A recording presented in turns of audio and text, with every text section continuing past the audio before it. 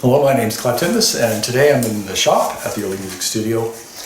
One of the principal engineering challenges of making a lute is producing rib blanks. And rib blanks are pieces of wood that are all cut from the same log. Usually it's cut radially, and so the log is rotated and then sawn, rotated and then sawn like that.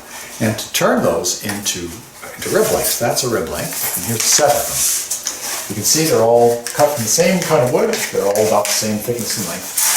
And then those are turned into ribs. So a rib blank has one of its properties is that it sometimes has a tendency to have grain going in different directions in it. So in former times I would have gotten my jig out like that, and I made a simple jig just with a piece of 2x4, and I put some battens on the side, those are glued down, and then I get the rib blank exactly sized so that it will fit that.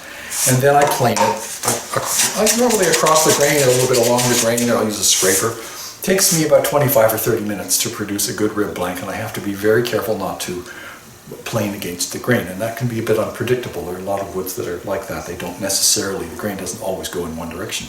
So then it occurred to me one day, what if I took that rib blank jig and I simply pushed it through the table saw?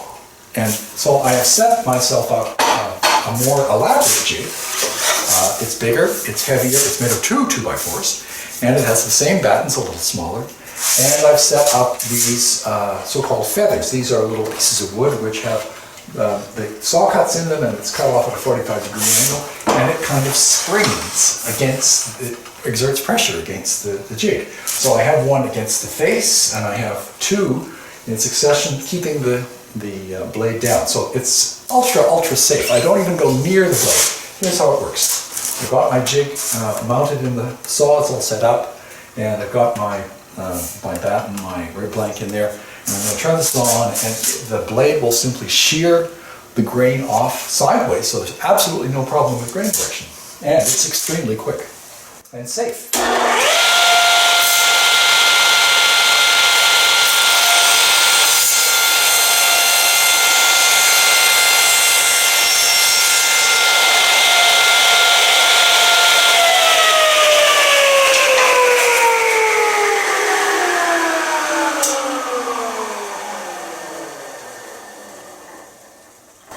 Of course, you always wait until the saw is completely stopped before doing anything. You can see, I'll take the rib blank now, that it's completely smooth and correctly dimensioned.